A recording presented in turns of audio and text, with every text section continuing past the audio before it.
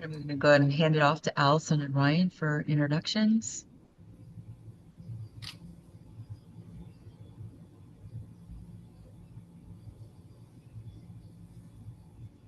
Hi, everyone. Welcome to our spring meeting of the Habitat Restoration Consortium. If everyone could please make sure that their mics are muted before we get started, that would be great. And excuse me.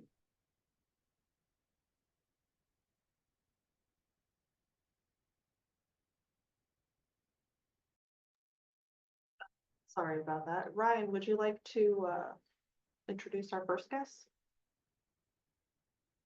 Yes. Well, first of all, hello, everybody. Looks like we got a pretty full house today, which is good. And happy Earth Day, even though I know Earth Day was yesterday, but for this group, I think Earth Day is every day. So I'm going to start telling everyone happy Earth Day every day. See if I can get that to catch on. Yeah, so our first speaker, how to make mitigation bank projects work for better habitats. It's going to be John Emery. I think a lot of you know John. If you don't know him, you've heard of him or you've run across him over the years. He was at the Water Management District for many years, overseeing the mitigation bank program. And he spends most of his time these days, I think, working on mitigation banks with Green Source Environmental Professionals. Luckily, I get the team and work with John on some pretty cool projects, and hopefully more of those coming up. But John, with that, I'll turn it over to you. All right.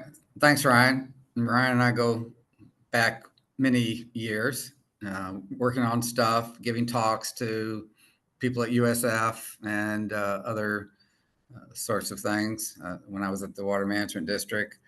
As Ryan said, I've been working in the environmental field in the Tampa Bay area since about like 1981. So I've been around a little bit. I had 30 years at the Water Management District, and as part of that was head of the Wetland Mitigation Bank section, which was my last hurrah before I got into the drop program and had to leave. And I really loved it. And now I'm working on the other side of it. So I think I can bring a perspective of regulatory as well as the the permittees option or viewpoint when putting together banks. So, Carrie, I'll just say next. So when do it. So next, where we start out with is the rules, and it's 62-342 is the mitigation bank rule itself that's in the Florida Administrative Code. If you're dealing with mitigation banks or really any type of permitting, you need to know the rules. You may not understand them right away, but you need to at least be able to, ask questions and go over them and see what all the various applications are for the specific rules, because that's what controls, getting a permit for a mitigation bank or in using one. Next. All right. How do we make these projects work better or easier? For mitigation banks, what you want to do is you want to focus on areas that are obvious, that need some kind of, the trick with mitigation banks is you're trying to restore land. You're not trying to impact it. Sometimes you have to impact it to restore it, but you want to find something that visually, like there's something wrong here that we can fix. When you don't have that, then it gets a little more interesting, complicated. And to do that, you need to have good communication between yourself and any agency people, regulatory wise, whether it's state, local, federal. You need to try to schedule this stuff in order to get their viewpoints ahead of time. Next. And during these, communications that, you're talking with, whether it's with, a client or, regulatory person, you want to get agreement on that they agree, oh yeah, there's some stuff you can do here to improve the land for mitigation banks. Because the currency of a mitigation bank is credits. And we'll get that a little bit later, but in order to sell, I mean, it is, the term is bank, which implies some kind of financial transaction, which does occur. But in order to get credits to put in your bank, you need to fix something. And so you need this agreement. And typically, if you're out there and someone impacts a wetland, you end up with a functional loss, on the UMAM score sheet. But with mitigation banks, you want a low current score so that you can get a higher proposed score. And that functional gain is your credits that you'll put into your bank. So, and through all this, you're going to have to go through, it's a multidiscipline area, a field. You need to know a lot about, or a little about a lot of things, engineering, hydrology, obviously, wetland stuff. So if you're going to identify wetland plants and familiar with, how to, do water level monitoring, you also need to know a little bit about engineering and what can be done, what can't be done. And then, as I've learned in the past, you need to have a good rapport with a land use attorney because a lot of this stuff is legal documents, that goes in because this property will be kept in perpetuity. It's not, you go in 10 years and, okay, you sell all your credits and you walk away. No. The person who is the permit for the mitigation bank is on the hook forever. And they have to create funds that'll be self-perpetuating so that come 40, 50 years from now, there's still going to be something in there to maintain that mitigation bank. So you need to, know, like I said, a lot about other areas that you may not be comfortable with or familiar with. But over time, you get a little bit of knowledge. And of course, that's a very dangerous thing. Well, I guess I better put that on hold. Next. Okay, here's getting back to, okay, obvious. This is an area in Bishop's Harbor down in Terracea area. Some of you may be familiar with it. The photo on the left is back in the 1980s and 90s, where someone had the great idea, or not, to fill part of Tampa Bay for finger canals, thinking that people would be coming and building their little, modular homes or something, put a dock out back with a boat lift and off they'd go. Well, nobody did in this area, but the fill is still there. So this area actually became, for the Water Management District, a swim project, but it could have been at that time, a mitigation bank. Although mitigation bank rules, it didn't come into play until, excuse me, about, 1997. And Good, Matt. How are you doing, sir? so that, this sort of predates even that, but it still serves as a good example of what could be done. Awesome. And so we've got somebody's, oh well. So you can see on the right is what was done to try to restore this tidal community area. And, removing Brazilian pepper is always a good thing. And, planting some mangroves, making sure that they, live on. So this is an example of something that is obvious. It's restored. So next. Now this is just a little bit northward. This is up Cockroach Bay area. This is a mitigation bank. It's pretty much all, played out now with regard to credits all in all. But again, on the left is what it looked like, back in the 1980s. Ag fields with just, all that green stuff in there. You can imagine what's going to be underneath all of that. So, and it's, got a tidal connection. So the banker came in, put in some little canals to get more circulation back, got rid of the exotic nuisance species, planting, burning. And this gives an idea of, some people say, oh, that doesn't look very nice. Well, this is, one of the earliest pictures of it. And that's the thing, when you're restoring land, once you, take it down to get rid of the bad stuff, yeah, it doesn't look very good, but it will, later on. You just have to give it some time. So there's just two examples of obvious. So let's go to the next one, which next may not be as obvious. And this area that's in the red, rectangle, just on the looks of that, you go, well, that looks okay. I don't see anything, I mean, you can see some skid rows off to the east, to the right of that, but, there's nothing, there may be something underneath. It may not have been burned a while, but this would be more, complicated. This is the floodplain of the Hillsborough River up by, north of the Hillsborough River State Park.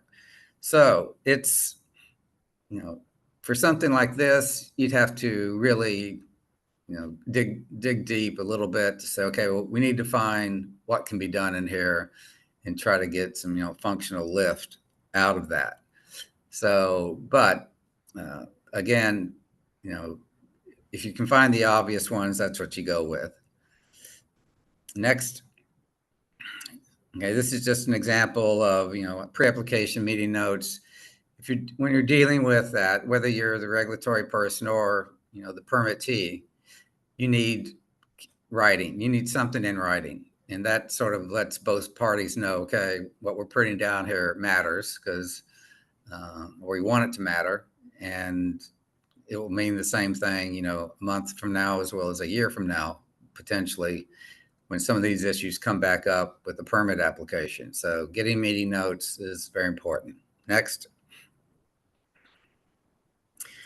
Then I'll quickly go, you need these site reviews, because whether you're dealing with, the same site, how does it look at different times of the year? Does it look like this always? Or does it look like, let's go to the next slide, Carrie. Or this is the same site. And it's like, oh, well, what's the difference here? So getting to know, the variations of the property, good and bad, is very important.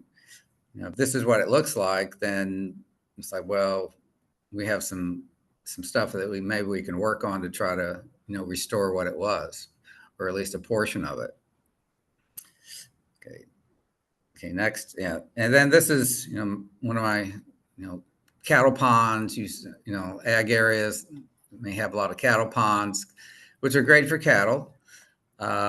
They make good restoration opportunities as long as they're not about, 30 or 40 feet deep, because you need to shallow up these type of areas in order to get some emergent vegetation of, some kind going in there. I mean, water lilies are okay for a little bit of it, but you need to know, going into it, that if you have to shallow it up, that means you're going to have to put dirt in it, and how much dirt will depend on, that'll drive your cost up. Or if you just want to put literal shelf or something around the edge of it, then that's, another opportunity. But you just need to sort of scope these things out before people sink money into it. If you're the consultant, your client is the one who's going to put the most money into it, but they'll be appreciative if you give them upfront, like some of the obstacles and what they may be, to give them the opportunity. You don't want them to back out, but you also want to let them know, what they're going to have to do. Next. And then things of this nature also make a good opportunity. Pine plantations, very familiar with pine plantations in West Central Florida.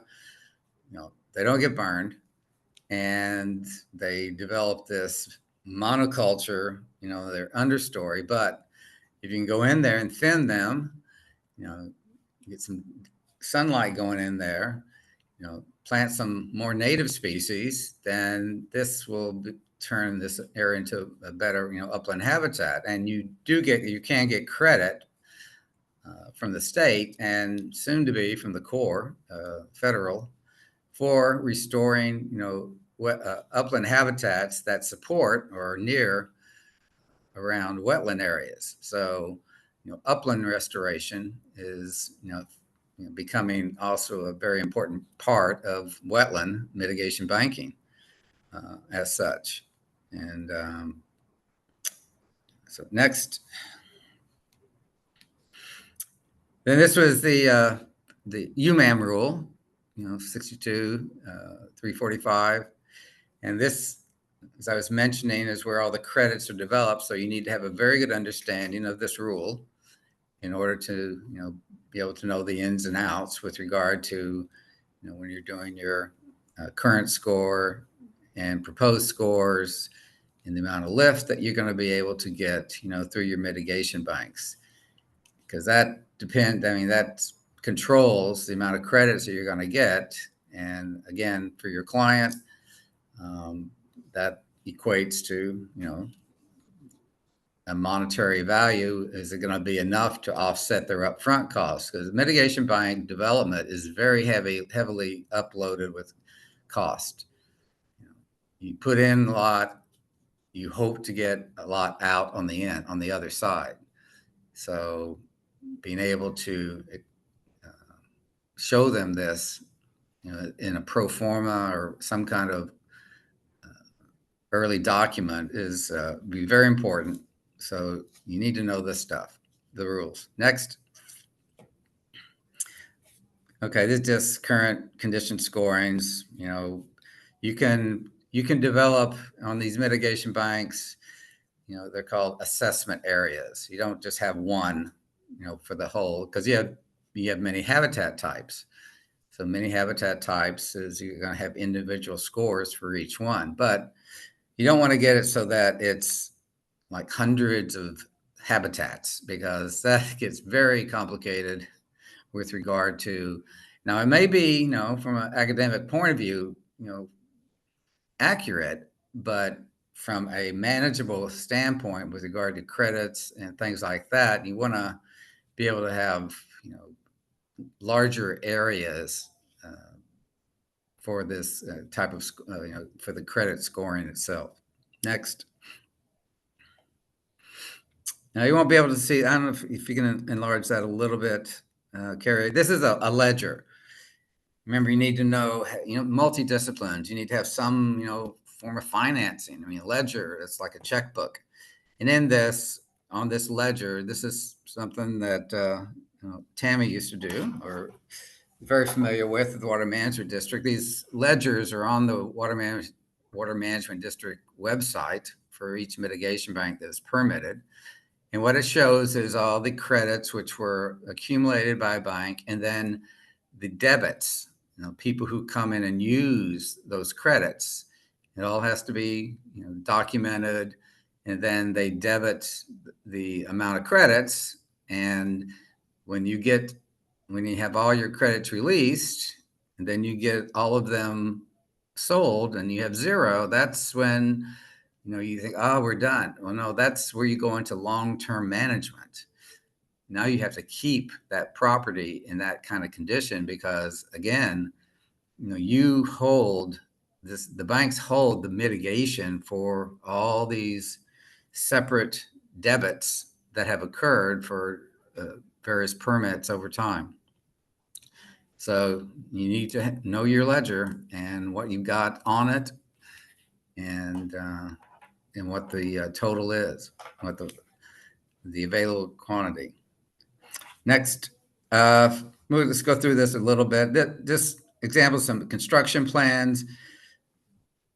Let's go to the next one. They can be either complicated or, now this one's like a low water crossing as such, showing a profile on the right, and what and then the plan view on the left side of it. Ryan's very familiar with these, and they can be very simple. These are simple constructions that can be done, and they aren't very costly, but they can be very effective because they will open up areas that may have been blocked in the past. You know, they had a culvert or actually a dike that separated parts of a intermittent stream of some sort. So these low water crossings can open that up and improve circulation. Next. Avoid complicated efforts, modeling efforts of any sort, unless you can, verbally just explain them away. You lose people when you start using very complicated, formulas. Next, Ryan will know this one. This was for plans from a pond off of Manatee River estuarine tidal area. A simple opening up into this pond to bring, circulate, water into it and out of it. Very simple, but can be, very effective. So these simple types of engineering efforts are ones that you want to try to use in the development of these banks. Next. You'll have to monitor, maybe not to this extent, but you will have to do sometimes a lot of water level monitoring, because if you're getting improvement, if an area has been drained, it's been ditched, and you're filling in the ditches to bring up the water level, agency people may want, well, how do we know that this will last? You won't put in something this elaborate, but data loggers, with regard to various piezometers, you have to type of water level monitoring that probably will need to be done, maybe not in perpetuity, but probably for 5 years or so. Next. Conservation easements. I mentioned something about knowing a good land use attorney. Easements, they protect the land. There are certain rights which a landowner gets to keep, but the conservation easement gives the assurance to the public that these areas, these mitigation banks, are going to be, hopefully won't be overrun with development as such, because these easements are very hard to break. Okay. Next, again, communicate. Whether it's telephone, I guess people still use telephone. Yeah. Email. Just communicate, whether it's with a client or a regulatory agency. You need to keep everybody up to date. Next. All right, this is for Ryan, and not to steal any of his stuff with regard to his topic, but this was a mine area up in Polk County, north of I-4, and this is what it looked like back in the 1990s, late. On the right, that was, I think, an old sand mine of some sort. And then we go to the next slide.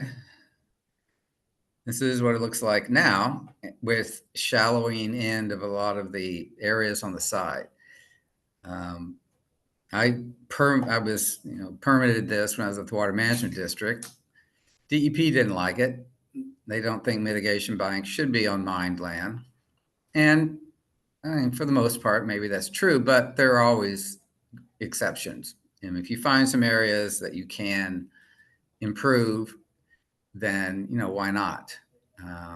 This bank is, still in operation and going fairly well. So just an example that, because we all know that mined lands can use a lot of help with regard to habitat restoration. And that's what Ryan's going to get into later. Next. This is a bank that my company developed. This is this is back in early or about 2010. This is north of Waimama, and that's Big Bullfrog Creek, near the source of it. traverses to the north, and the area in red is the bank property. And you can see it's got some issues with regard to adjoining land uses, particularly from the ag land to the east. That during high rains, soil would overwash into the property down to Big Bullfrog Creek and then out. But a lot of sedimentation, no burning, just a gnarly mess of vegetation. Next. So we went in there and thinned it, burned it, start eradicating as much of the exotic and nuisance as possible. And then actually putting in, it's difficult to see, but there's sort of like sump areas which catch some of the overflow from the ag fields. And even though these areas don't generate any credits, they're very important to protect the bank, because you need some kind of a sump area to catch this stuff before it goes overland, into your nicely created or restored floodplain habitat community. So this is just an example of, looking at something and then being able to help it out, from a mitigation bank standpoint. Next. Okay, this is just, we're near the end here. Go to the next one, because this may get a chuckle out of some people. This was the seagrass bank that City of St. Petersburg had proposed, and very bold, with regard. I mean, their idea was to, and this was permitted by the state. The federals haven't permitted it. I'll tell you the reason why. The area outlined in blue was a dredged hole, and this was going to be the center point of this mitigation bank effort. That's where most of their credits were going to come from. They had an existing seagrass community, but it wasn't that bad. I mean, it was a little sparse, so preservation credits were not going to be very much. But if they were to fill that area and be able to raise it up to sort of seagrass-like elevations and plant it, then yeah. Well, they were going to rely on the Corps of Engineers when they do their, every 5 to 10 year dredge of the Port Tampa, channel, and bring that over and fill it in. Well, the permitting for the bank went a lot longer than what they thought. So by the time they got around to it, it was gone. It had been used elsewhere. So they would have to wait another cycle before they even had something available. And the Corps said, well, that's a little too risky for our standpoint. But these are kind of projects that you go, well, boy, if you want to do it, you better have some deep pockets. So they're more complicated, usually equates to maybe it's not right for a mitigation bank. Next. And that's the end of it. This is what I look like usually at the end of a permitted review of a mitigation bank, but it's all good. So, thank you. Thanks, John. Yeah, good information. I don't know, Carrie, do you want to do a little bit of discussion now? If anybody wants to have discussion on that topic, or do you want to hold it all for the end? So I did want to mention that the 3 presentations that we have today are going to feed in really nicely to some decision points that we want to have the Habitat Restoration Consortium consider. And one has to do with how we can incorporate mitigation banking into how we're looking forward towards our habitat restoration targets and goals. So it might be better to talk about that a little bit later. But if anybody has any questions for John, maybe take a few and then we'll move on to Ryan's presentation.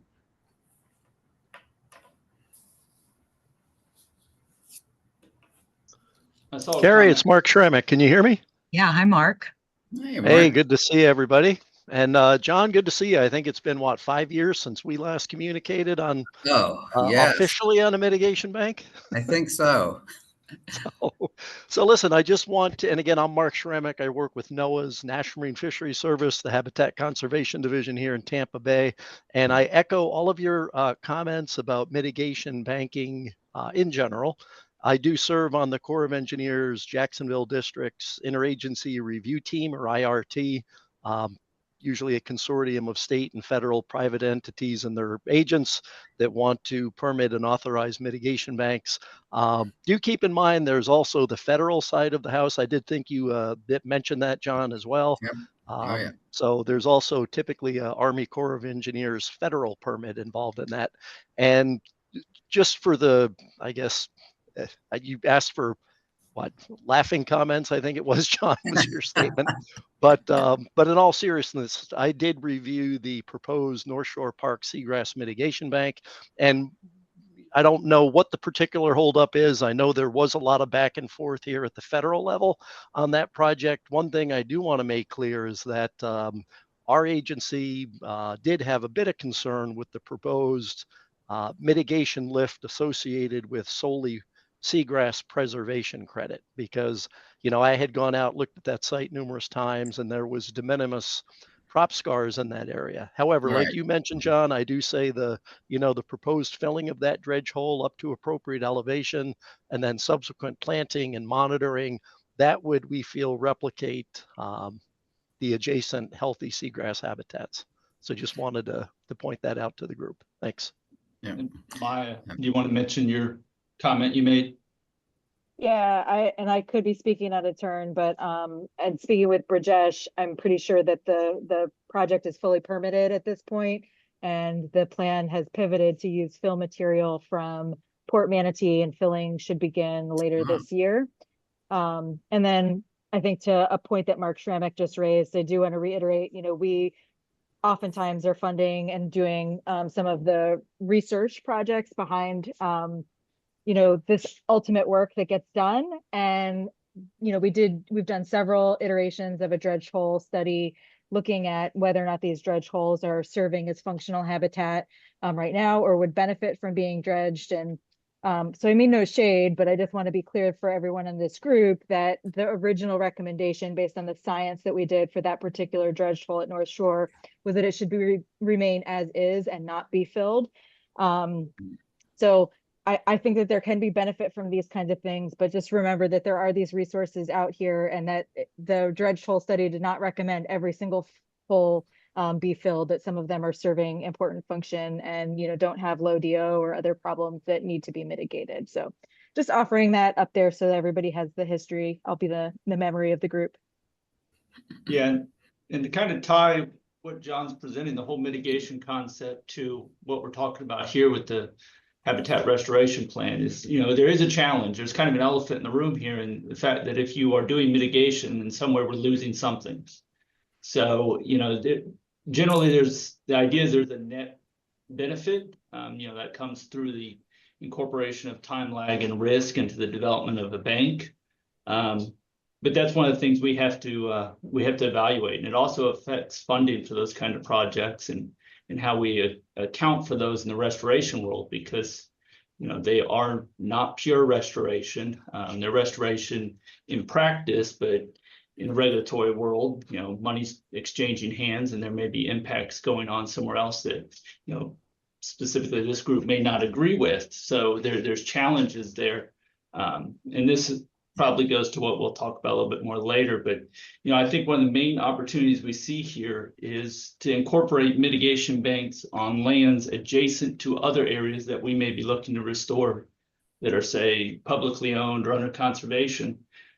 If we can't get a hold of a private site, but a mitigation bank can that bank be developed to benefit the downstream restoration that we're looking at, or can it function to provide hydrology to other restoration projects downstream or nearby?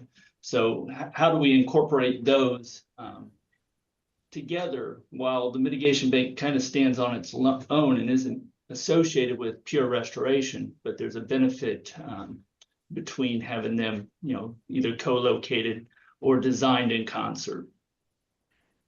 Yeah, and I think particularly with regard to maintenance activities, if someone has a management plan agency adjacent to a mitigation plan, it behooves the mitigation banker to get together with the agency and say, hey, how can we sort of work together so that when if we're ready to burn a part or all of the bank, how about does your side need to be burned and things of that nature? And you can minimize some of your costs also that way too.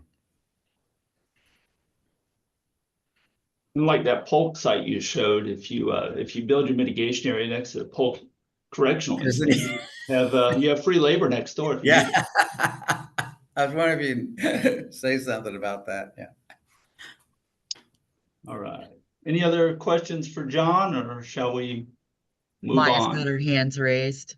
I Go don't ahead. know if this is the time that you want me to say this, Carrie, but I also, I guess, like in sort of this idea of acting as the memory, this has been sort of an interest of the estuary program for a while. So I appreciate, John, you presenting on some of these topics. Back maybe 10 plus years ago, Lindsay Cross did work on compensatory wetland mitigation and ways that we could use, like leverage some parts of the basis of review to help us accomplish some of the goals that are expressed in the Habitat Master Plan. So using like the idea of like using the historical conditions so that you're not necessarily replacing type for type in the UMAM process, which could help us maybe recover more herbaceous or non-forested freshwater wetlands, which we showed at the time had been lost at disproportionate rates.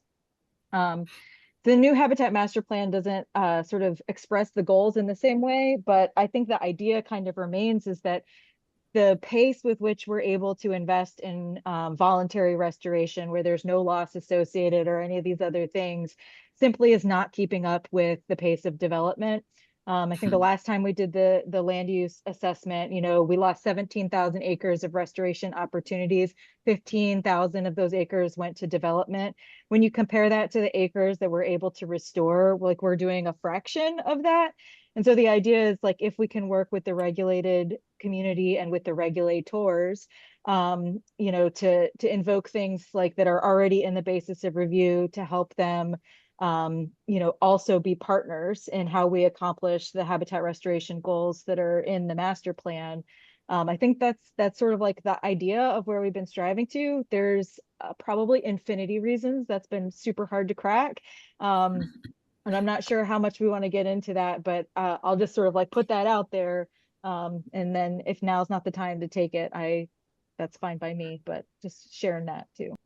Thanks, Maya. That's a good introduction. So I want everybody to just sit, think, and stew on that a little bit. And once we get through the other two presentations, I'll try and kind of wrap it up, and we'll try and make some decisions on, whether we want to move forward with doing something like that in the current framework that we have with our current Habitat Master Plan. So I think we should go ahead and move on for the sake of time. And Ryan is going to be talking with us about a project that they recently completed on the Alafaya River mined lands.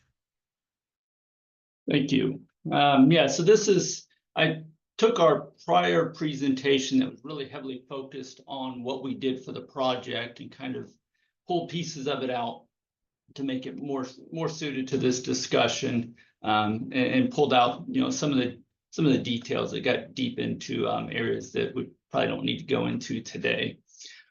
So all right, so kind of the topics. I'm going to talk about the Alafaya River Watershed Historically Mined Lands Restoration Plan, kind of give a summary of that. Talk briefly about kind of the relevance of that to the 2020 Habitat Master Plan update. Move to some challenges, opportunities, and recommendations that came from that relative to this group. And then I think we can talk about next steps and maybe hold that for the discussion at the end even.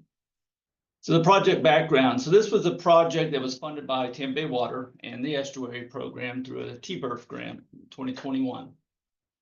And the idea for it came from the Habitat Master Plan update in regards to restoration of freshwater wetlands, tribal tidal tributaries. And then Tampa Bay Water also has needs for water quality improvements and protection of source water. You know, Tampa Bay Water pulls water directly out of the Alafaya River. So the water quality within the river is very critical to them.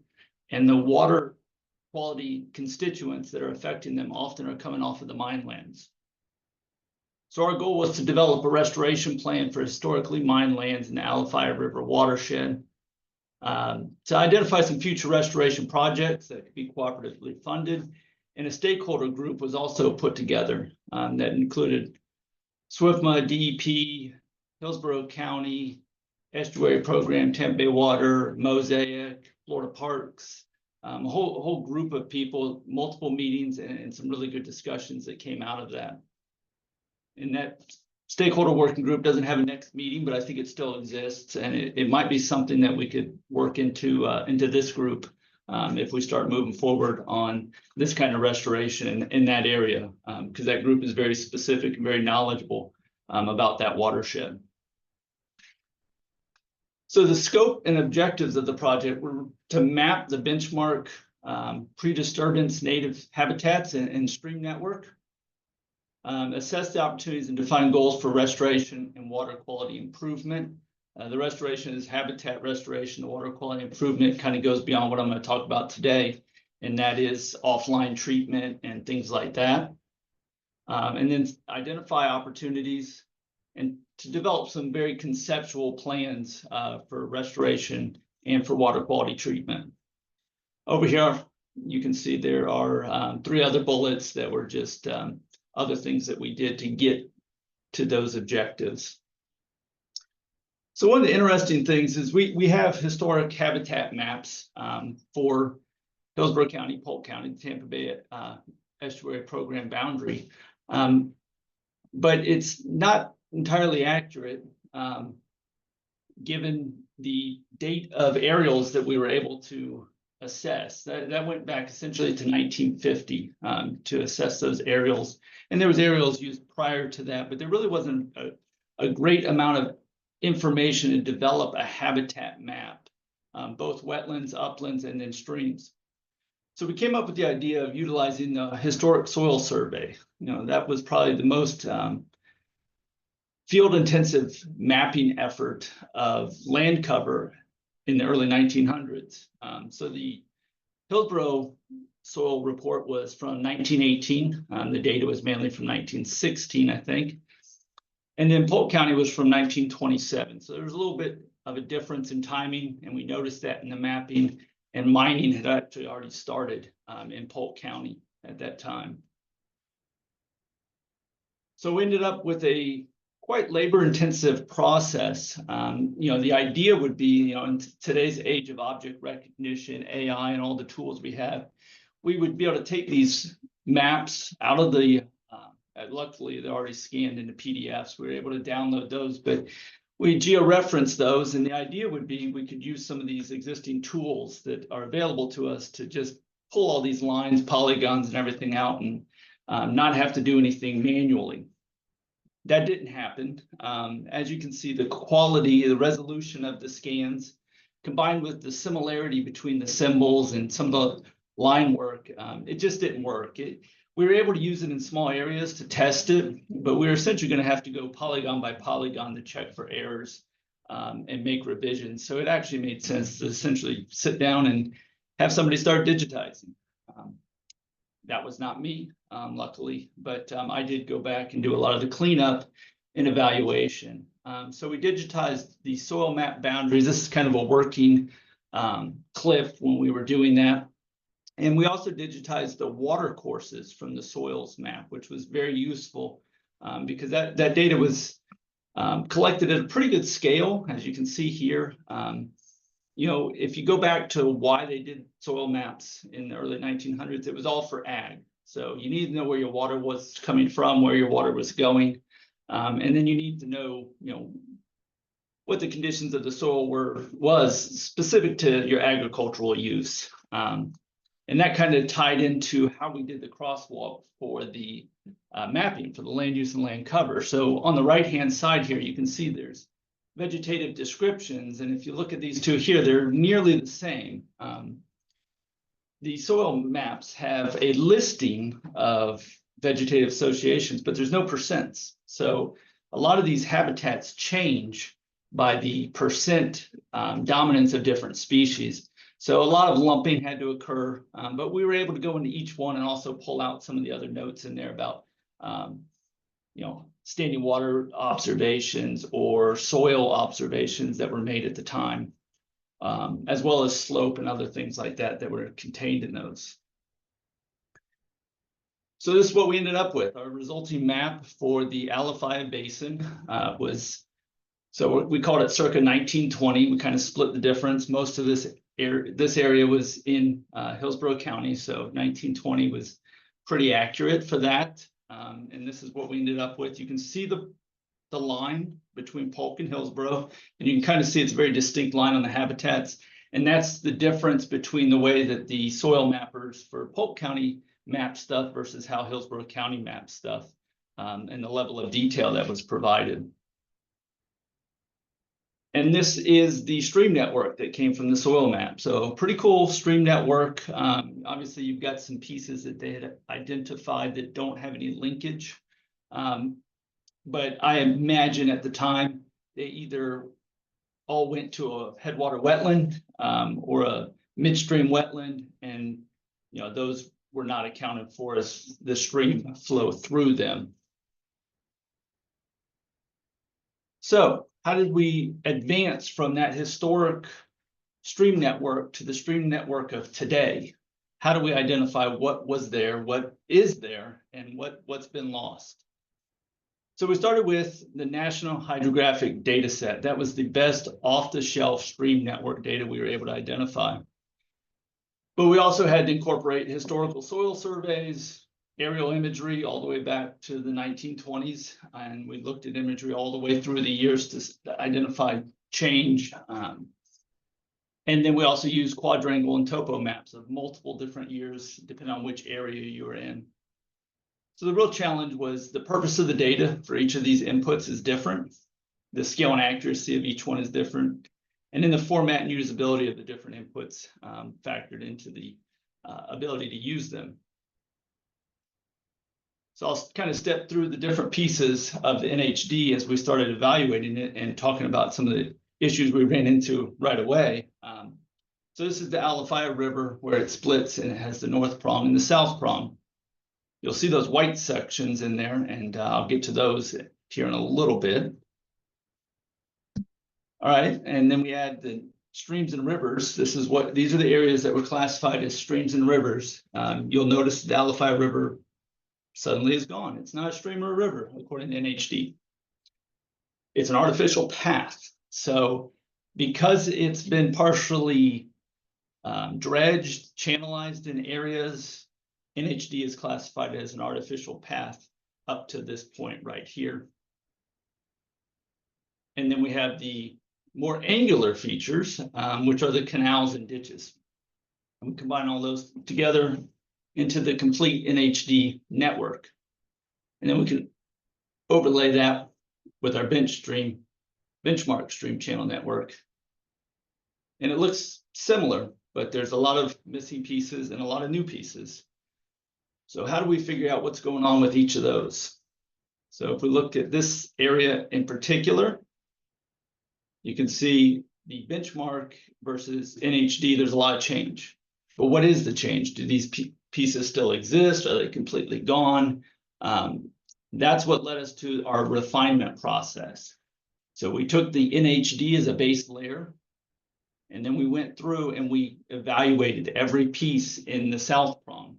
Let me go back and advise that we only did this for the south prong section of the basin, because when we got into looking at these areas, it was a lot of work to go stream network piece by stream network piece and evaluate them. And we weren't sure in the end what we would show as far as benefit. Would we actually be able to show a lot of quantification of altered and lost streams to make it worth the effort? The answer to that is yes. So we brought that layer in, and then we added a bunch of fields, and we went one by one and evaluated all these sections.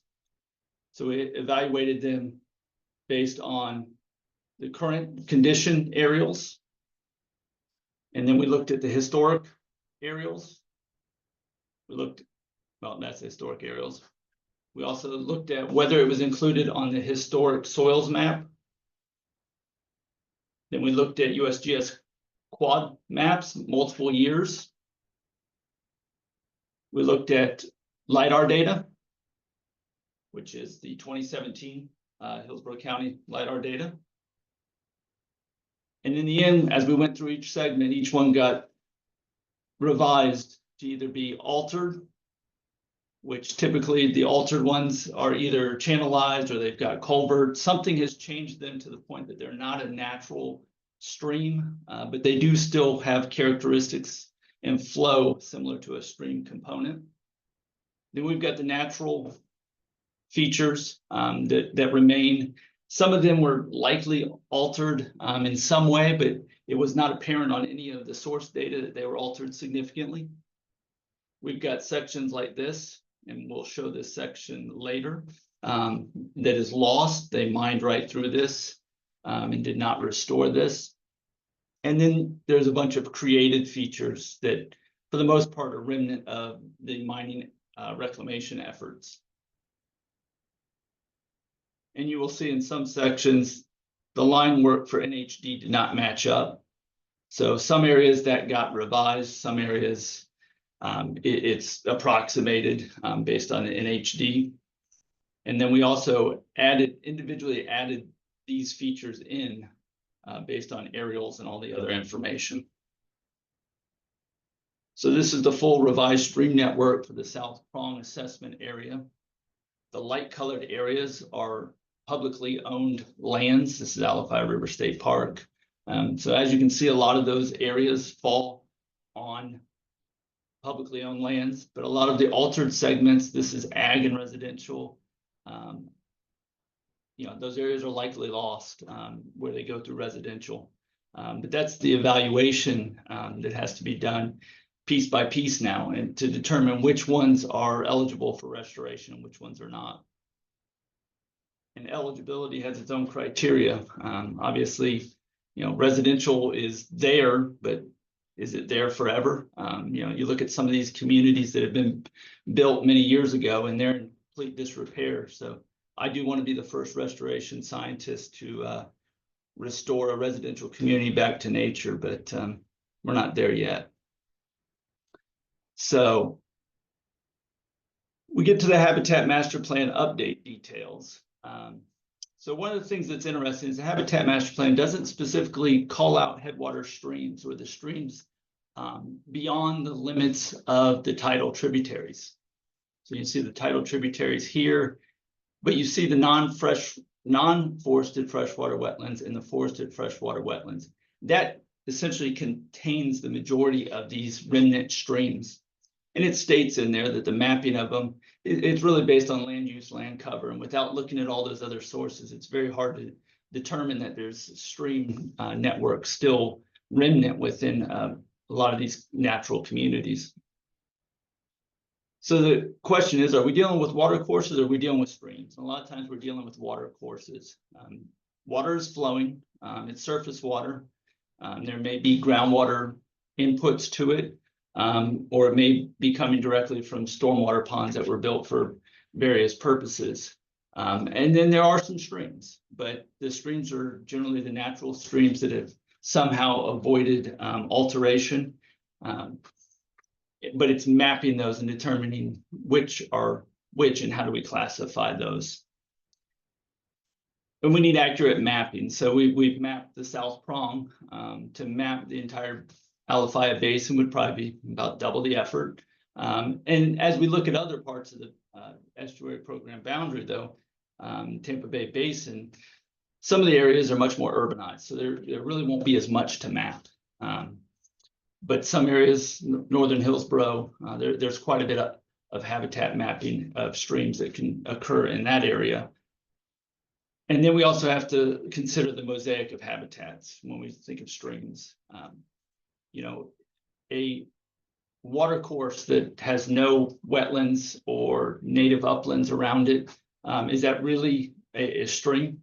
Is that really providing what we're considering a headwater stream or a stream habitat? So it's defining that to move forward and determine what is our restoration target and how do we quantify these areas moving forward. So this shows the South Prong mapped network, and the dark blue are the tributaries that are mapped and considered in the master plan. So as you can see, there's only a few of them that fall within the boundary of the South Prong, and those are overlaid and they do line up with things that were mapped. But yeah, there's only 3 of them that are counted in the tributaries values for the habitat master plan. Question becomes, where do we define title on the tributaries? You know, a lot of these features flow into the tidal tributaries or become tidal at some point down the line, but they're not tidally influenced, but they do influence the tide. So making that determination as to where that break is going to be important. So then we looked at restoration opportunities. So when we looked at just the South Prong, based on our analysis, we showed there's over 13 miles of lost headwater streams in that area. And we identified that there's restoration opportunities on former mine land, both mandatory and non-mandatory. The mandatory restoration is much easier because the reclamation activities are more suitable for future environmental or ecological improvement. A lot of the mandatory lands are left in a state that is highly unusable without extensive alteration. There's also lost stream channels on a lot of fallow and active agriculture lands. As more, you know, we don't have a whole lot of citrus groves, but as more agricultural land goes fallow, those opportunities are going to come up if we can get to them before the solar farms do. And then public conservation lands. Obviously, a lot of those streams occur on public conservation lands like Alafia River State Park.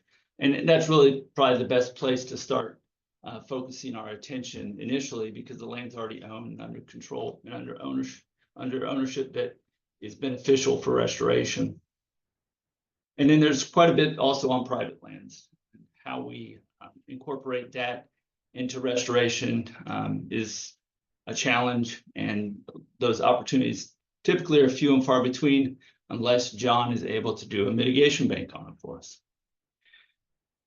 And as an example, the Bomboyette Stallion Hammock restoration that was done by the Water Management District, that's these photos here on the right, can serve as an example of how that restoration can be done. This one is a pretty well-known project in this area because of the use of hydrocarving to establish the channel. So the top left is what it looked like when they were doing the hydrocarving, and then on the right is what it looked like I think last year when we went out, maybe the year prior. So we looked at a couple of these sites. This is McMullen Branch South Leg, or that's what I called it. So, you know, it's a pretty picture. Whether or not, you know, this can be constructed or how much it would cost to construct is highly variable. This essentially, in this concept, we'd get 5,926 linear feet of stream restored. There is no stream through this section now. One of the challenges with this one is there's over 60 feet of topographic difference from the high points, which are on here, Pine Flatwoods, to the low points downstream at the downstream end of it. And then the hydrology is difficult, as you can see on the upstream side, on the right side. There's little connections and there's water that flows through these areas, but they're essentially large settling areas. And it's likely that it surges through this system. It would surge through this system without some sort of controls. on the upstream, because these are very large containment areas holding a lot of water. And there's also the potential for water quality concerns with that. This one is the Balm-Boyette Scrub Nature Reserve, unnamed tributary. This one's about 10,000 linear feet of stream. So this one's pretty close to the Stallion Branch. And it's a very similar type of system, just much larger. And there is opportunity to expand it into some of these other areas. But, you know, obviously the more you expand it, the more the cost goes up. But these concepts were developed based on historic imagery, current LiDAR, and just general characteristics of the land to minimize the amount of earthwork that would be required. The real, you know, challenge here is identifying the hydrology that would make these systems work and work long term. And this one is the Alafaya River Corridor Nature Reserve Area 1.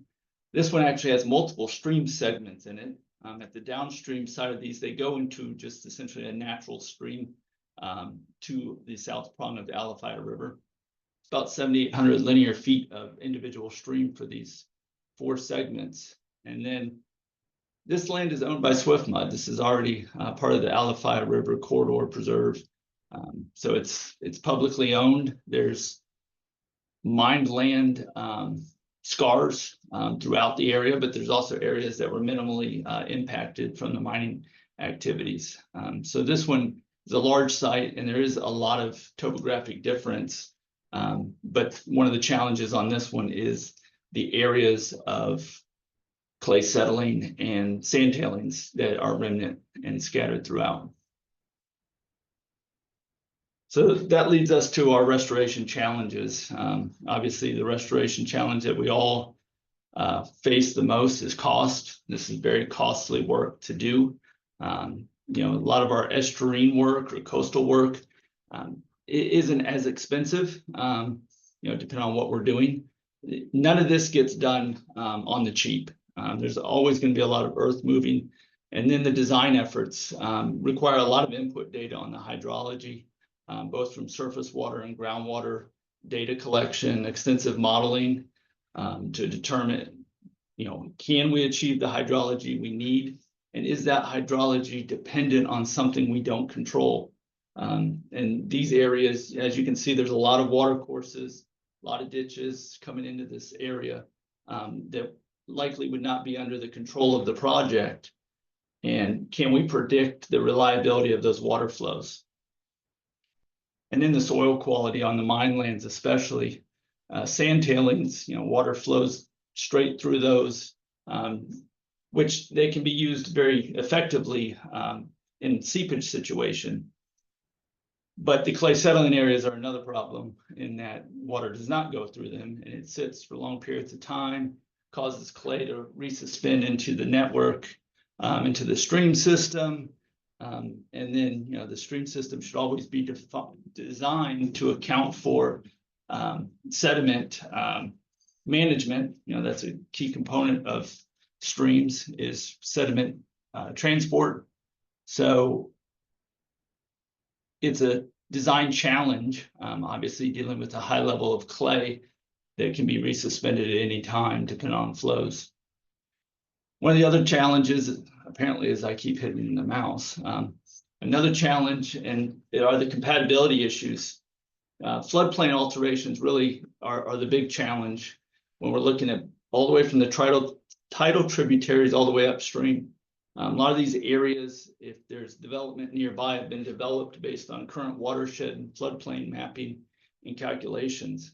When we start to hold water back, flood areas that weren't flooded previously, we start to alter the floodplain characteristics and we start to risk increased flooding capabilities on lands that currently don't flood, which the regulatory agencies are not accepting of for obvious reasons. The public isn't either. So it's really how do we design these systems to hold water, transport water in different ways than it currently does without flooding other people. In some areas, that's really a challenge that cannot be overcome. depending on the level of development in the area. Then the other challenge is the downstream tidal interface change. If we start restoring these upstream systems and we start putting more water downstream, how does that affect the tidal interface between the freshwater and the saltwater systems? Is it going to have a negative impact on the tidal system, or is it going to have a positive impact on the tidal system? I think each project may be a little bit different, depending on the characteristics of both the estuarine system and the upstream freshwater system.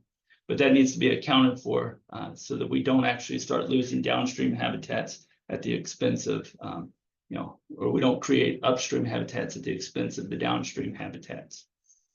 And then the other issue, of course, is water quality. We have to be able to make sure that we're not changing water quality downstream by introducing water from areas that are currently impounded and offline, and bringing water quality challenges and issues that exist in those systems into the downstream systems. So what are the next steps? I think this is probably the most important slide. So the potential target that we identified from our study for the South Prong Basin was 3 linear miles of restoration. So based on those concepts and just our review of what's been lost and what's available on publicly owned lands, we think 3 linear miles is a foreseeable target in that sub-basin. Estimated cost, this is highly variable cost of $30 million. It really depends on the design characteristics of each system. And there's a lot of variability in that number, depending on how the design is done and what the market is at the time. So I think there's a benefit to expanding the historical stream network mapping, taking what's been done for the South Prong and expanding it to the rest of the Alafia Basin and into other basins to identify that stream network and identify those targets and potential opportunities in those. And then also to develop a classification criteria for headwater streams. What is a headwater stream? What components need to be included for it to be classified as a headwater stream, or to be classified as a recovered headwater stream? We don't just need to take a ditch from mine land and run it through a native area and call it a restored stream. There's all the other components that go with it that we need to make sure that we're accounting for when we say we've restored the headwater stream. So with that, I think that's all I got. Thank you very much, Ryan. Carrie, how are we doing on time? Do we have a minute for some questions? Maybe we could do 1 question, 2 questions, and then move on to Brandon. But I do want to mention that we do actually have some action items that we're going to bring towards the consortium near the end of the meeting that are going to be actionable based on some of this information, especially with those 3 linear miles that are available for restoration. So keep that in the back of your mind.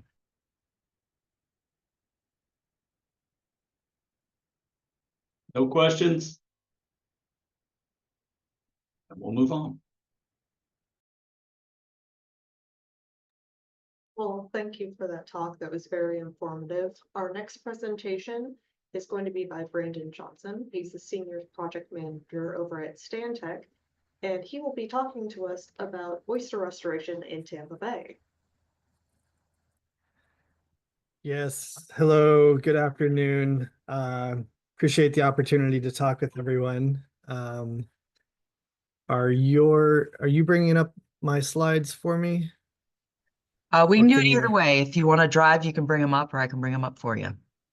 Why don't you just bring them up? I'll Okay. confuse myself with my screens if I try to do it.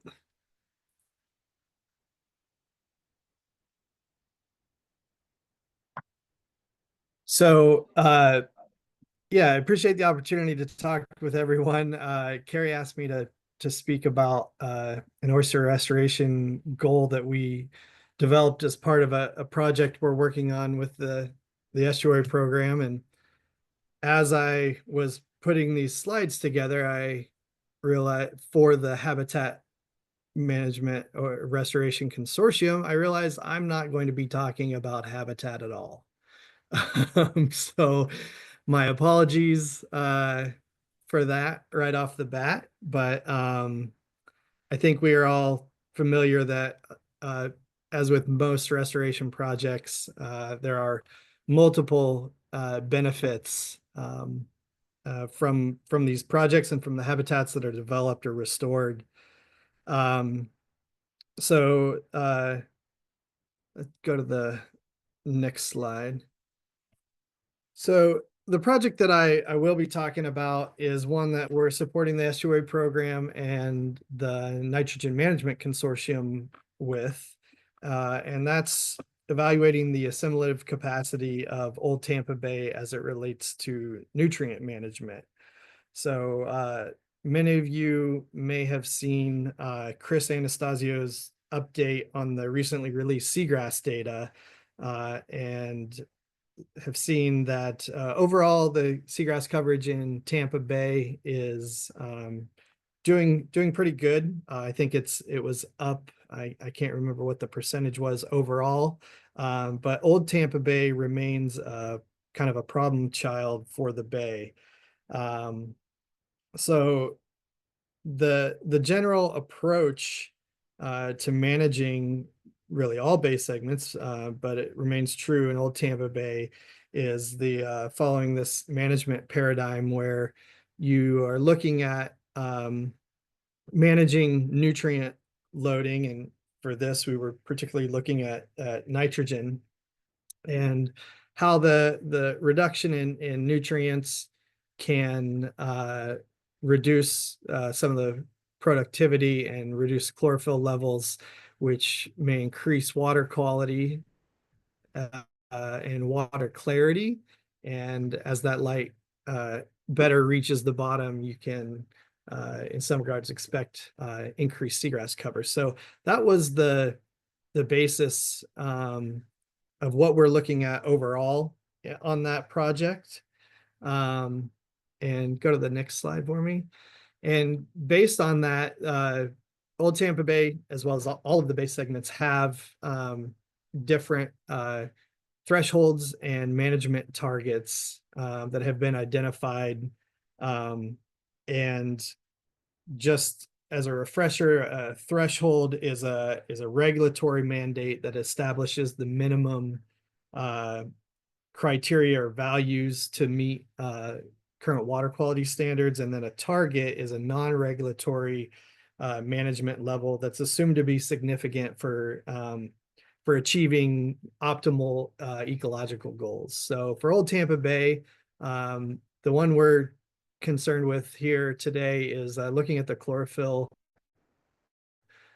concentrations, and the regulatory threshold in Old Tampa Bay is 9.3 micrograms per liter, and the management target is 8.5. So you can go to the next slide.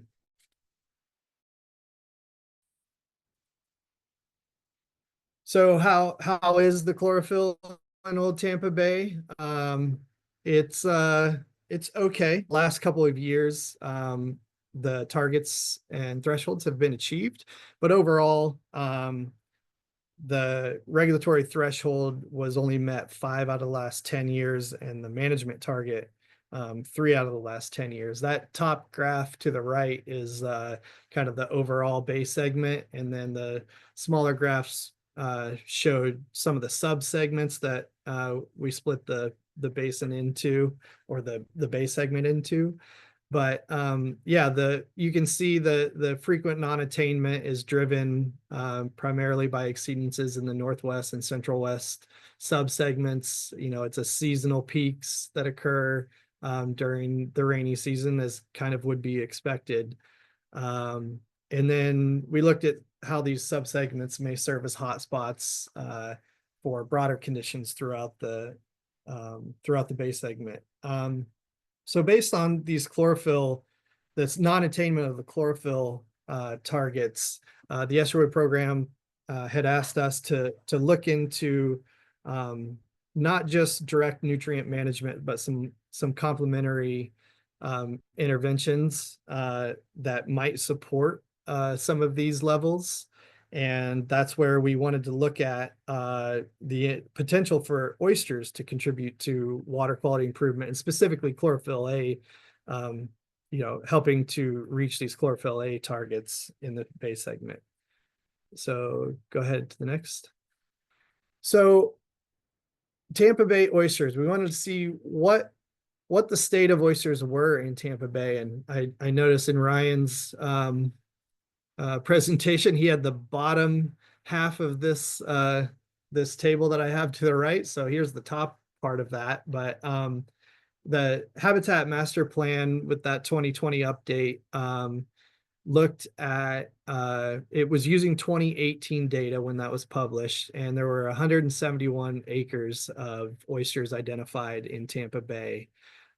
From that acreage, or that oyster coverage, they developed a kind of a short-term goal of 2030 would be 221 acres. Again, this is throughout Tampa Bay. And then that 2050 stretch goal of 471 acres. Carrie hooked me up with some of the latest and greatest from the Habitat report card, the 2023 Habitat report card, and that oyster acreage has actually been updated to approximately 228 acres throughout all of Tampa Bay. That was not necessarily due to restoration project, but some of the mapping updates and kind of incorporating some existing data and new data that was out there. But point being, that's kind of the updated baseline acreage that we were working with. So we used that same, and that was pulled from some 2022 SwiftMud data. So we used that same data set to kind of drill down and see how many of those acres of oysters were in Old Tampa Bay. And we determined there were about 85 acres total, kind of in the watershed, or in the reachable area for oysters. 55 acres in Old Tampa Bay proper, with about 30 acres in the kind of contributing tributaries around the basin. So go to the next slide. So subsequent to the Habitat Master Plan update, there was the Habitat Suitability Index was developed, and this looked at restoration potential and suitable habitats for variety of habitats, but we're obviously focusing on the oysters for this. And specifically, we drilled down to the highest oyster restoration potential category. Basically, the score of 14.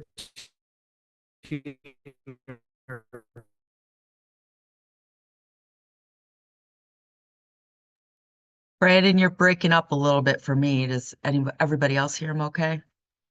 Oh, he's breaking up pretty badly. Yeah. Becky's frozen. Yeah, frozen now.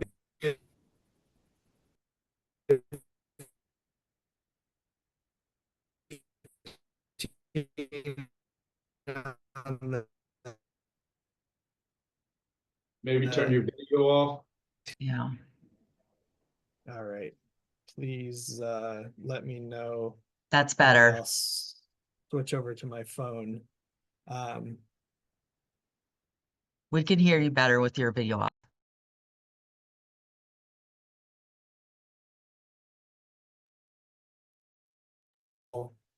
The availability of habitat for that. And we're looking at about 3,300 acres in Old Tampa Bay and the tributaries. So essentially 3,300 acres are available or were ranked highest on the Habitat Suitability Index for potential oyster restoration.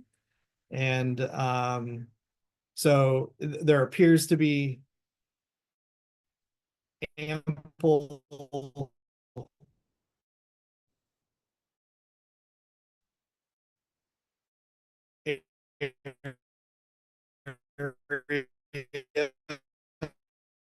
You're breaking up again, Brandon.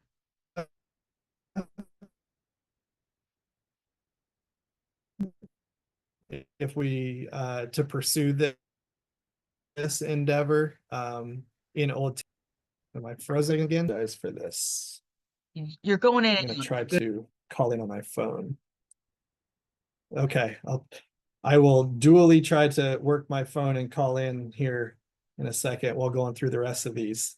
If you can go to the next slide.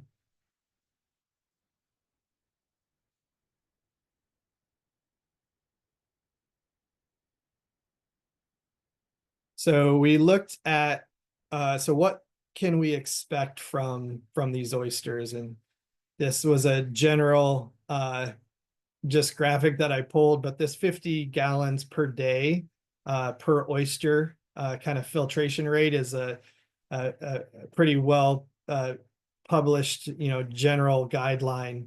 And you can take that up to an acre of oyster reef, is 36 Olympic swimming pools, which I thought was kind of a silly metric because who knows how many gallons are in an Olympic swimming pool, but nonetheless, it's about 600,000 gallons I found out. So we kind of rolled that into the numbers for the oysters in Old Tampa Bay. And based on that efficiency, it's about a 41% efficiency, filtering efficiency. We said there was it would take right around 1,700 acres of restored oysters to filter an equivalent volume of Old Tampa Bay on a daily basis. I'll caveat now that we are well aware that, that's has many complicating factors, spatial components based on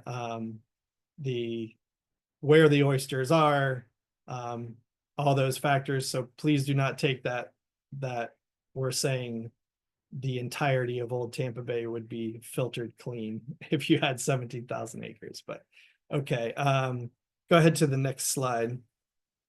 So rolling that back into what we know about the chlorophyll levels in Old Tampa Bay. We said there were about 85 acres of oyster bars existing right now. That is essentially about 37% of the total in all of Tampa Bay. From the Habitat Master Plan, we used that 37% to roll into a proposed target for Old Tampa Bay based on that 2050 goal. So that gives us 175 acres if we have that that coverage of oysters in Old Tampa Bay. What can we expect as far as the chlorophyll A concentrations? And for that, we, as part of the program, in the next slide, I'll show you, we looked at plugging that into a model where we were looking at nutrient loads, chlorophyll, and kind of the holistic approach. But in general, we thought that would reduce the chlorophyll A concentrations, or had the potential to reduce chlorophyll A concentrations by about 11% in Old Tampa Bay. And additionally, beyond chlorophyll A, the Old Tampa Bay is a hot spot for pyridinium blooms. And so we understood the co-benefits that pyridinium would have some level of reduction or effect from those increased oysters as well, being filtered much as the other phytoplankton. And just as a reminder, we're targeting 175 acres, and there's approximately 3,300 acres available of the highest oyster restoration potential habitat. So go to the next slide, please. So the model we used was developed by my colleague, Dr. Steve Bartell. He developed a version of the comprehensive aquatic system model, the CASA model, that he set up for Old Tampa Bay. And I am not going to go into the details because frankly, Steve is the one in charge of this because he can handle all of this brain power to work this chasm model. But the long and short of it is that we have a lot of different inputs, including biological and ecological aspects and environmental inputs, nutrients, temperature, salinity, all of that. And then we get various ecological and environmental outcomes from that model. So if you go to the next slide. So that's where we came up with that 11% potential reduction in chlorophyll A. But as Marcus says, and I love the quote that that all models are wrong, but some are useful. So we are cognizant of that with the chasm model as well. It certainly needs more refinement, but I just wanted to highlight that we did project out what would happen if we, magically had that 175 acres of oysters existing in Old Tampa Bay. In the model period we ran was from 2012 to 2041. And you can see here that for most years, the oysters are effective at contributing to reductions in chlorophyll A for most modeled years. However, towards the end of the model, we do have an uptick in chlorophyll A concentrations. And that's an acknowledgement that, these oysters are living organisms and they are contributing to the ecosystem, including nutrients in the form of nitrogen through their pseudofeces and biomass. So there is an aspect that we believe is part of the biomass buildup that would have some effects on nutrient supply and overall increase in sediment loading. So that internal loading in the bay segment. As part of this model, we did not remove the oysters from the system. They remained there. So we know that oyster harvesting in Old Tampa Bay is not permitted currently, but it was in the past. So as part of those stretch goals and those water quality goals for the area, if there was oyster harvesting, if we were able to achieve water quality criteria that would allow reclassification in oyster harvesting in Old Tampa Bay, this could be a component that could contribute to that and maybe have an effect on that long-term sediment buildup and internal loading that could be altered. But certainly much more refinement to the model that needs to be done.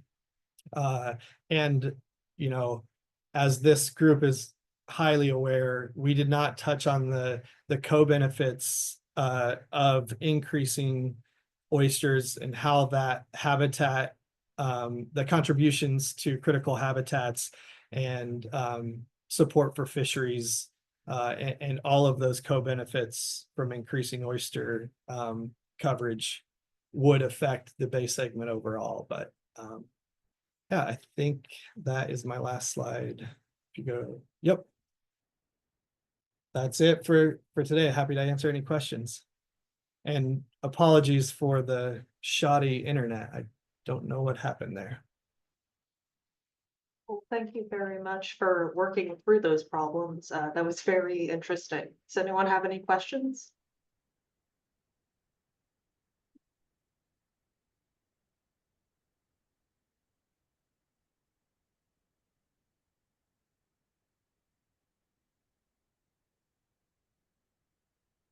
If no one has any questions, I guess we can move right along and I will hand it over to Carrie, who is going to be talking about the habitat restoration coordination and what we will be doing next. Okay, well, I'm already sharing, so that makes it easy. So what I want to do for this last presentation is really kind of tie together the three presentations that we've already had and how that kind of ties into our habitat restoration coordination and planning. So for this presentation, I'm going to review a couple of things that those of you that have been on these meetings a lot are very familiar with, which are the Habitat Master Plan targets, the goals, and restoration project process. And then we're going to go into some different ways that we could potentially focus restoration efforts, some of the Baywide stuff that we talk about every year, and potentially looking at things in a different way based on some of the information that was shared today. And then we have a couple of action items that we want your input on based on that. And then I'll just give you an update on some of the resources we have available. So again, our Habitat Master Plan is based on maximizing the potential for restoration, knowing that, we're not going to get back to what it was in the past, but what we want to do is make sure that we're taking advantage of the opportunities that we have within the watershed to restore native habitats and make a difference there. And how we measure progress on this Habitat Master Plan is looking at a couple of different data sources. First of all, a lot of the information comes from the Water Management District's aerial photography interpretation.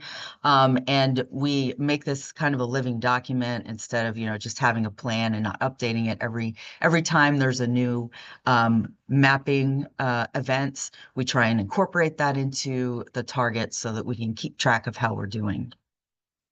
The other thing that we do that's kind of a pulse on, what's going on in the restoration community is the reporting that we need to do to the EPA every year based on what's going on in the watershed, and that's a voluntary reporting that I'll be sending out an email about shortly, where you guys provide us with the restoration that's been done in a particular year. So we get an idea of what's going on within the watershed. And then here's the complete table. So there was pieces of it that were shown in both Ryan and Brandon's presentations. And this is updated based on the most current mapping efforts. The subtitle efforts are still at the 2022 because we don't have the shape files yet for the 2024. But, that basically gives you an idea of, what the current extent is, what our target is for 2030, and how much we need to go, and then looking ahead into 2050. So there are a couple of check marks there where we've actually met some of our targets and goals, but there are other areas that we really need to focus in on. And a way that we make this a little bit more visually another way of looking at that table is looking at it visually with our habitat report card here. And this shows you basically if we've met or we haven't met targets for each of those individual habitats. So if it's red, we haven't met it. If it's green, we have. And if the arrow's pointing up, that means that we're trending towards making that 2030 target. But if it's pointing down, it looks like we won't meet that 2030 target based on, the trajectory and change in habitat type. So there's a few that are doing well. So, mangroves are in the green and looking up. Seagrasses, again, the target hasn't been met and they're decreasing. So based on a lot of these, and we can incorporate the habitat projects that are done each year. So these are habitat projects done throughout the watershed from 1971 through last year.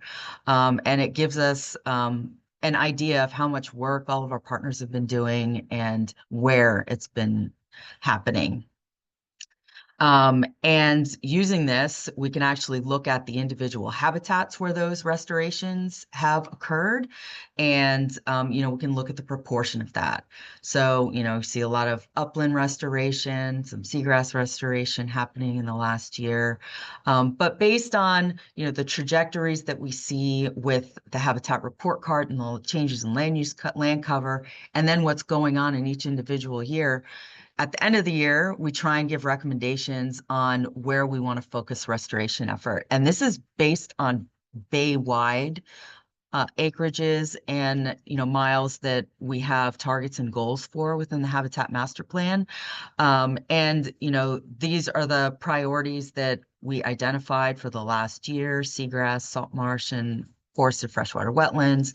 There are some that we're doing well on, but we really need to stay on task to make sure that we meet those goals in the future. And then some that are doing fine for now, but we still need to keep an eye on.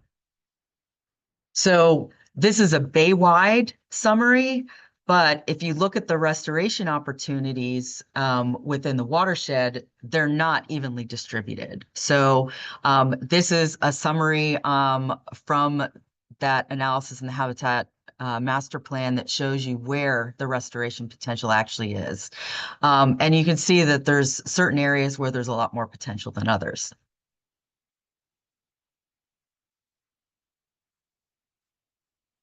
We also recently used additional information. So this is based off the land use land cover. We used some additional more high resolution data collected by NOAA to look at additional opportunities.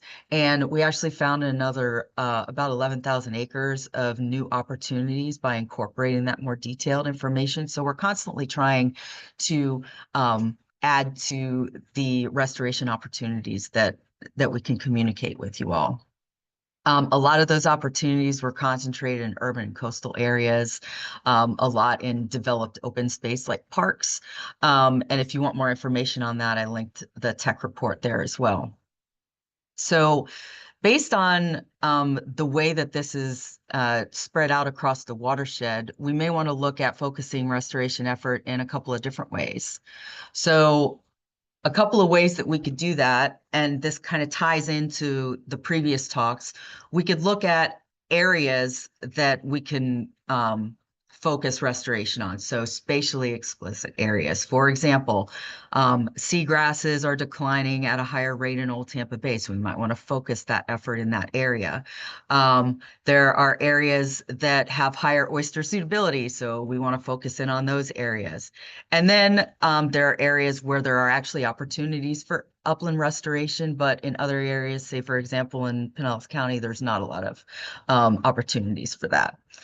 There are also differences in what partners can actually accomplish. So depending on, what type of opportunities are within their boundaries, if it's a municipality or a county,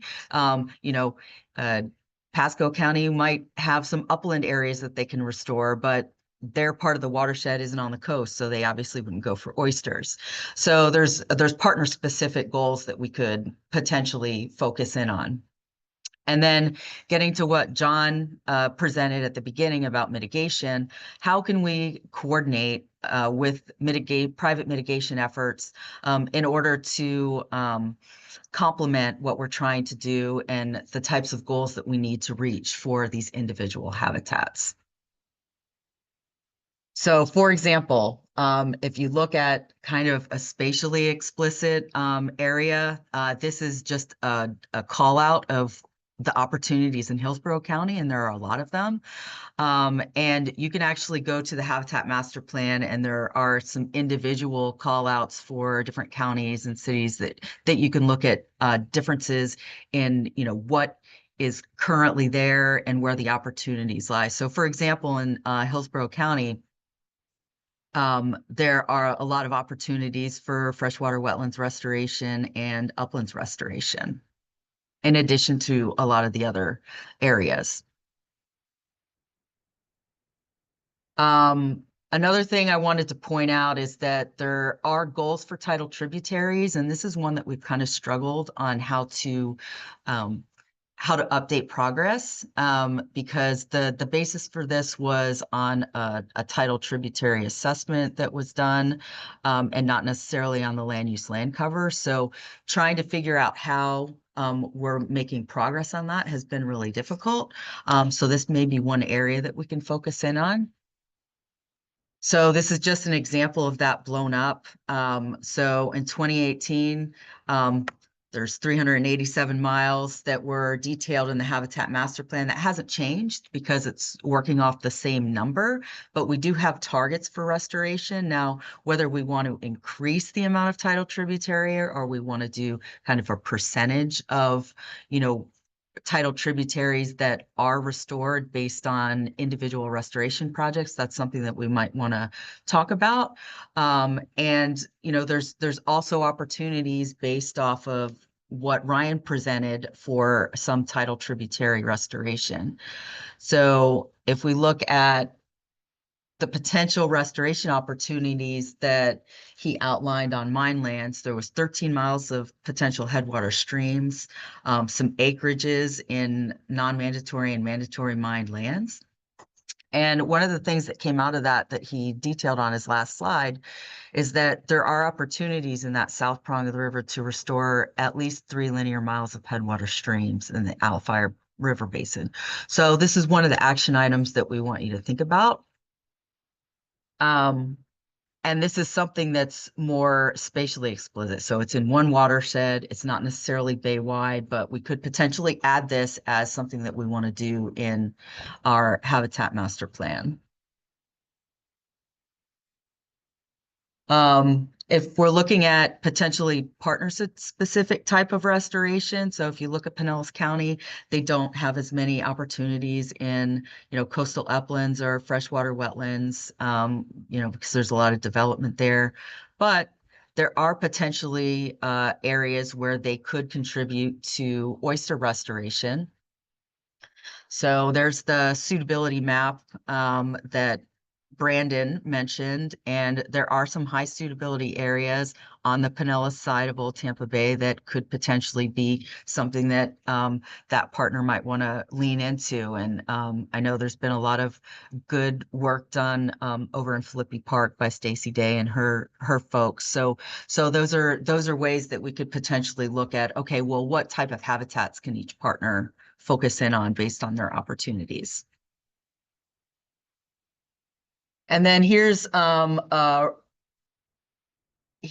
the restoration restoration progress for oysters.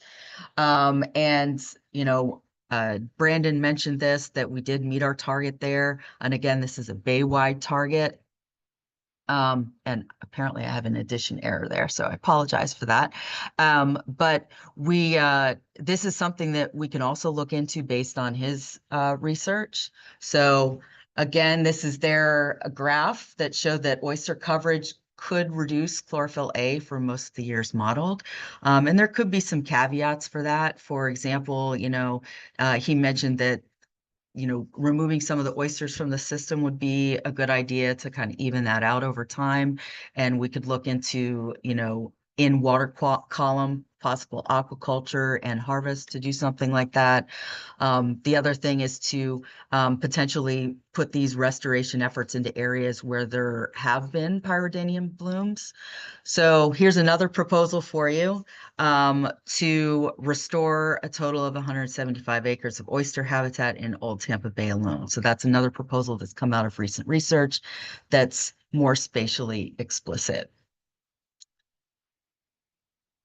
And then getting to the mitigation aspect. So something that Maya touched on after John talked was the efforts that were done previously to use privately funded mitigation to advance habitat restoration goals that have already been vetted by groups like us, to use some of those mitigation efforts to get towards our targets and goals. And this effort was based on kind of the old paradigm of reestablishing historic ecological communities to what they were previously. And, we've kind of moved on to a maximizing the potential approach. But we could work together to, work in within the existing regulations with permitting agencies, helping the applicant, and there's a possibility that this is something that the Habitat Restoration Consortium might want to take on. Do we want to adapt this process that was done previously and adapt it based on the maximize the potential paradigm and try and incorporate some of these mitigation restoration efforts into our targets and goals? So how would this happen? So there's a working example of how we can kind of make these decisions as a group in the Nitrogen Management Consortium. And they've been doing this for a very long time. And there's some folks on the call that are active in this group. And they basically have a process where they quantify the goals that they want to meet for chlorophyll, and then they have specific actions and steps that happen after that. But it's really laid out. So we could potentially do something like that with the Habitat Restoration Consortium. So we could develop potential management outcomes based on the habitat report card that we put out every year. And then once a decision is made by the Nitrogen Management Consortium, they document their decisions with decision memos, so that they could bring that up to, the management and policy boards of the estuary program. And that's something that we could potentially look into too, putting together a framework to reach consensus as a group on how we want to change or adapt goals based on new research. So I just want to throw this out here on how this would work for the Habitat Restoration Consortium. So I linked in here the roles and responsibilities for the group. And we are basically a subcommittee of the Technical Advisory Committee for the estuary program. So we can make recommendations to the Technical Advisory Committee, and then they can make recommendations to our management board, who can make recommendations to our policy board. So there are a couple of ways we can go about this. We can put together a process, like I was just mentioning, and there are a couple of things that I think that we could potentially give recommendations on today. So, for example, the 2 action items that I see that we could potentially vote on today is whether we want to recommend to the Technical Advisory Committee to restore 3 linear miles in the Alphi River Basin, and then also to restore 175 acres of oyster habitat in Old Tampa Bay. So if anybody has any, questions about, how this might work, we actually put a poll together so that we can get a finger on the pulse of how folks feel about this. So did you have something you wanted to add, Maya? Well, I'll just kind of offer that, we invest in a lot of research, applied research projects at the estuary program, and there are excellent recommendations that come out of some of those projects. But if they're not ones that have like a clear formalized governance path, they might not be very actionable for you all as our partners. And so I think what Carrie's trying to do is lay out some paths where when we invest in this research that has like actionable items in it, if we define what that path is, to adopt these things and have our plans become more living documents where they're responding to and incorporating the best available science, I think that that's beneficial. So I think we're just trying to offer greater clarity so that this stuff doesn't just sort of die in an end note section of a report. So we brought up a poll here for the first question. So this is just to get an idea of whether folks would feel comfortable of recommending to the Technical Advisory Committee that we restore 3 linear miles of headwater streams in the Alphi River Basin.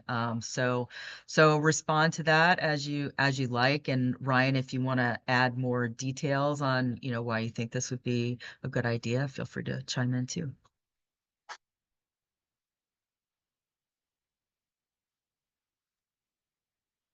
I think it's a good idea. I think it's doable. I mean, obviously we talked about the cost and where do we get funding for it, but until you have a plan and you have action items that people are buying into, it's hard to align the funding. So I think this is a good first step. Obviously a lot of this can be done in phases. I mean, it's not like anybody's gonna bite off 3 linear miles of headwater stream in one go. But maybe it's not even 3 specific projects. Maybe it's a bunch of smaller projects to get us there, depending on how, you know, funding can be aligned and stuff like that. So I think it's a realistic target. You know, I'd like to see a lot more. So if we start here, you know, we can keep going, right? So one of the reasons we're bringing this before you is this is a little different than what we've kind of proposed these restoration targets in the past, because it's been Bay-wide, and this is, you know, specific to a region. So, you know, if we want to go in that direction, then, you know, we wanted to get the Habitat Restoration Consortium's buy-in on that.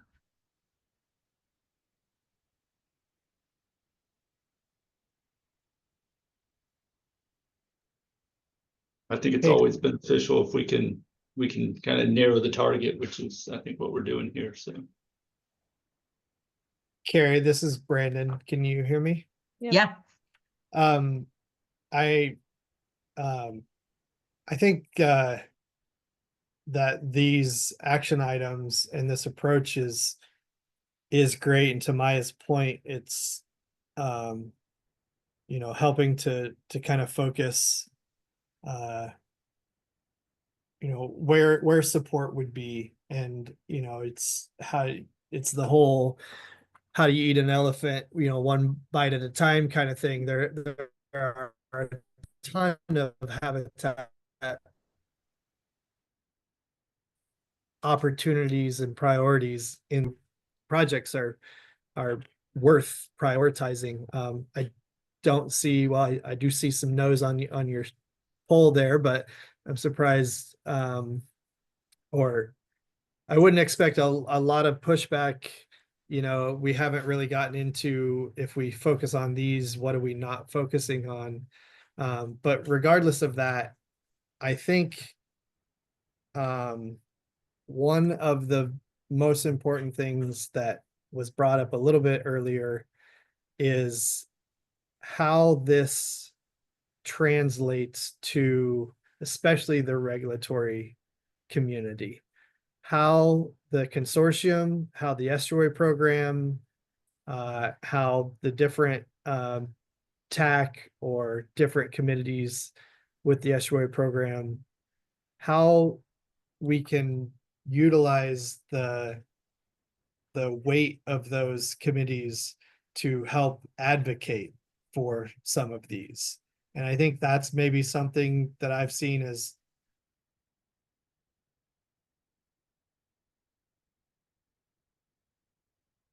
I think we lost you, Brandon.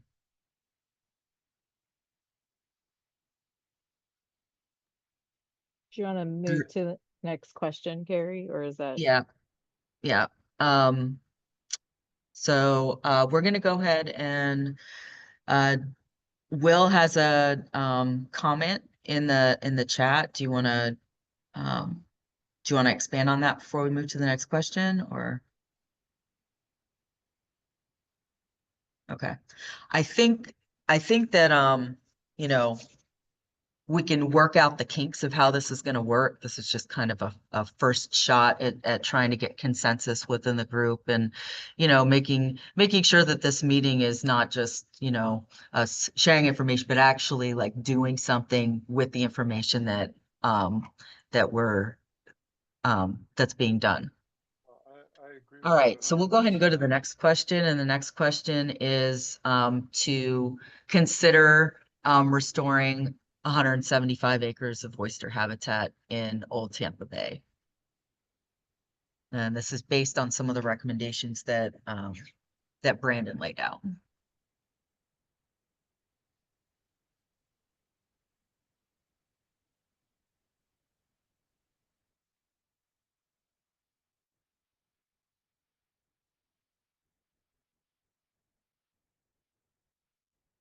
And if anybody has any comments on that, just feel free to unmute yourself and talk.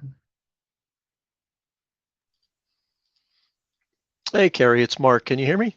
Yeah.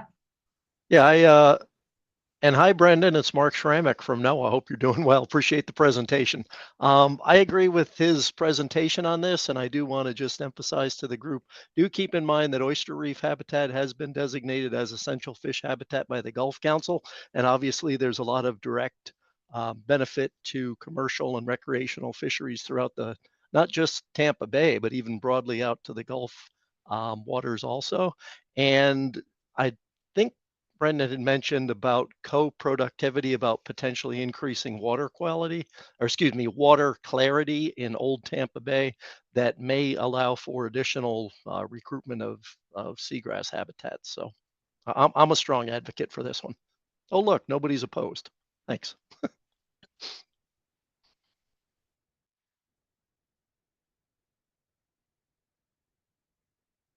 All right, thanks for giving your opinion on this, and I saw your change, Brandon. Thank you. The next two questions are more of process related. So one is, should we pursue trying to redesign a process to incorporate restoration goals into mitigation planning, knowing that this may be a heavy lift as far as coordination, especially with going to multiple agencies to try and incorporate, some of our targets and goals. But if this is something that as a group we're interested in going forward with, we'd like to know that. So you can answer, and then you can also, like, if this is something you feel really strongly about and you would volunteer to help with, should this be the way that we go forward, please comment in the chat.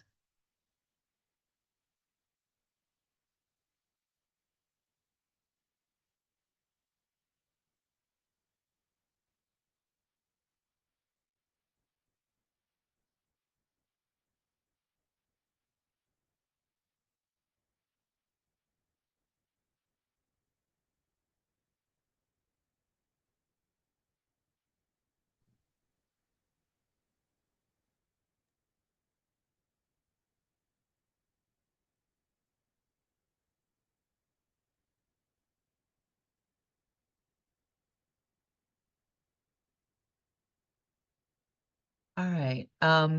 Would any of the folks that said no feel comfortable talking about, what kind of pitfalls that we might encounter, or, reasons that, this isn't a route that we want to go?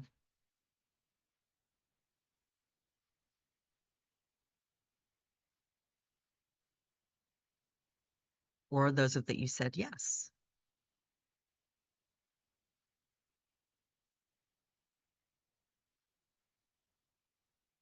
Well, I'll add, I said yes. And it kind of with the caveat, I don't know, maybe a number of people fall kind of in the middle on this. I think initially, yes. I think, working in the regulatory realm, and I think John probably has similar opinions. It's a heavy lift, not necessarily from the state side and working with the state or working with our, say, Hillsborough County EPC. I think working with those two agencies to integrate it is possible. I think there's a big challenge with integrating it into the core process and being able to get active participation to essentially loop this into the interagency discussion. And Mark, he's involved on that side and probably has some opinions on it as well. I think it's a lot of effort, and I don't know on the federal side how doable it is. But could it be useful? Yes. Could it be helpful? Yes. But is there going to be enough return on investment for the effort to put it together? That I don't know. I mean, the main obstacle that I encountered when I was still there at Swiftmud was just getting it through, upper management. Like, there's no rulemaking, so you can't enforce it. You can suggest it, but you can't, demand it. And that's true. And I still think that that's probably, but side I'm on now with the mitigation bank, I mean, that's, just to keep a track of all this stuff. And when we have banks that are in the area, and hopefully someday there will be another mitigation bank in the Alphi Basin. Don't know where, but this would be information that whomever would be doing it should use. Carrie, I think for the sake of time, this one doesn't have the same level of consensus, but it's probably like worth continuing to think through as a group. Agree. So we'll have this conversation again if needed. The last question is basically to try and decide on a decision framework, potentially like the Nitrogen Management Consortium, where we have, kind of a laid out process for how we incorporate changes to targets and goals and make decisions and potentially memorialize them in decision memos and things like that, where we're actually providing actions on what's being presented and researched. And also for this one, if you have strong opinions on this and are interested in helping with developing this sort of framework, please let me know and comment in the chat or out loud. And while we're waiting for everyone to pull in, Brandon has said, amidst his internet issues, that the point he was trying to make along these action items and habitat planning, the HRC, TAC, TBAP should actively advocate these measures with regulators, specifically trying to bridge gaps from restoration and mitigation to better extract maximum benefit from both types of projects. Best we can do is inform. We do not advocate. So we can provide these resources, we can meet with regulators and give them the information. But we're not going to advocate and we're not going to extract. We're not your people for that.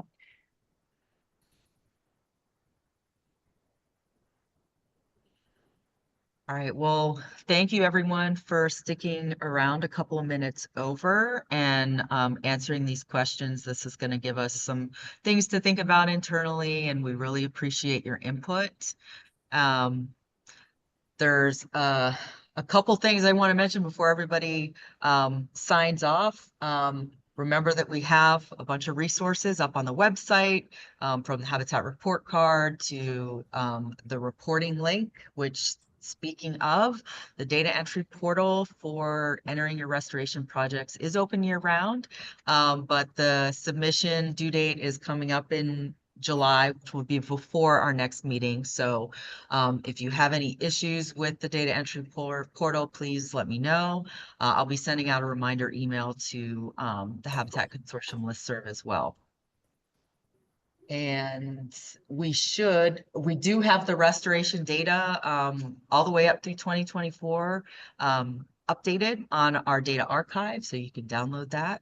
So that's the full restoration data set from what you all have provided to us. And our habitat report card is still draft because we're waiting on a shapefile for the seagrasses, but once that is finalized, I will send that out to the listserv as well. And that is all I have for you guys.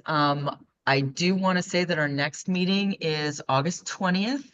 That's another virtual meeting, and December 3rd, we'll be having an in-person meeting, and that's scheduled to be at Emerson Point Preserve. Manatee County is going to give us a tour of some of their recently acquired lands, and we'll have our meeting there for December when the weather is nice.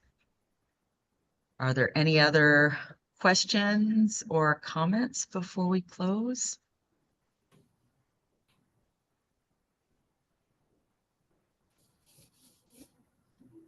We're going to miss you, Mark. Yeah, definitely. Thank you for all of your comments and participation. You know, the meeting's still being recorded, so you might want to turn that off first. But anyway, I'm just kidding. But no, seriously, it's been a pleasure. Thank you so much. Thank you for facilitating these meetings. They're definitely productive and a great chance for everybody to collaborate on these important Tampa Bay issues. And look,